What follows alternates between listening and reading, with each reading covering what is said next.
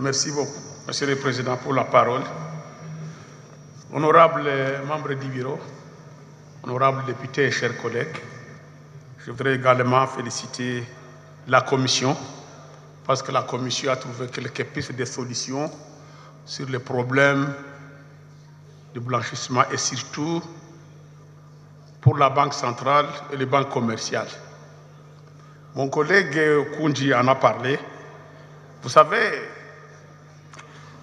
ce qui a permis aux pays de la région, soit de blanchir leur argent en RDC, c'est à cause de la Banque centrale et les banques commerciales.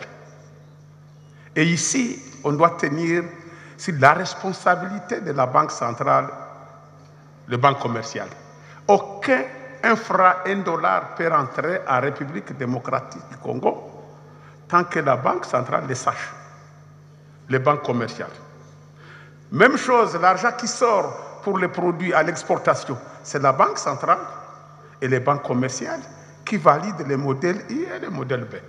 Donc, ce qui a été fait avant, et j'ai vu vous avez trouvé la solution,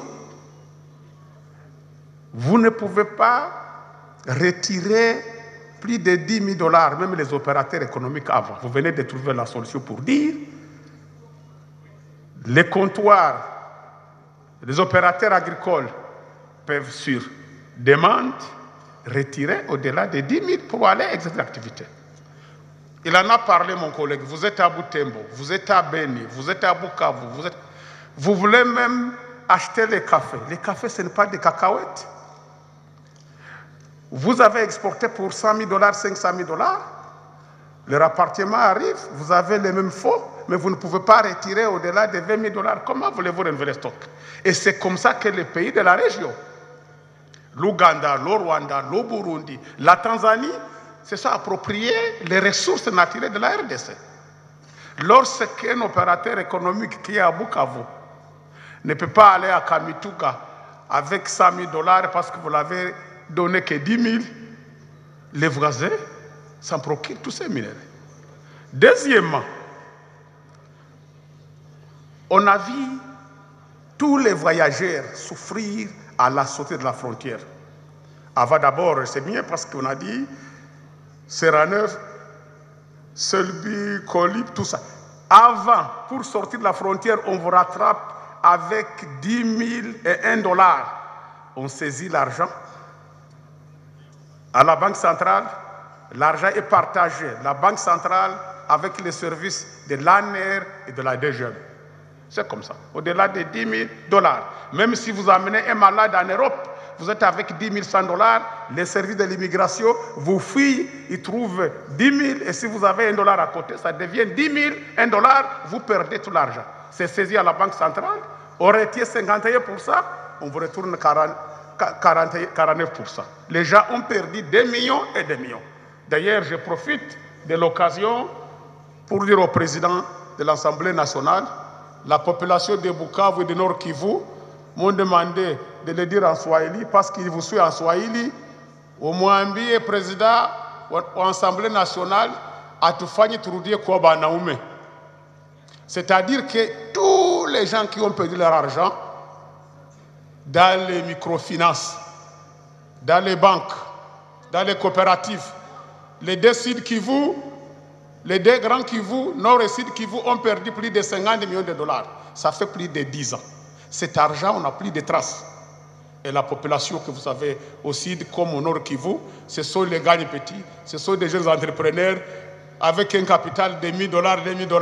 Tous ces gens ont perdu l'argent et ils ont demandé au Mwambi, au président de l'Assemblée nationale, à Toussaïdi, à Dousemeye, pour que la Banque centrale, le ministère des Finances retourne cet argent perdu.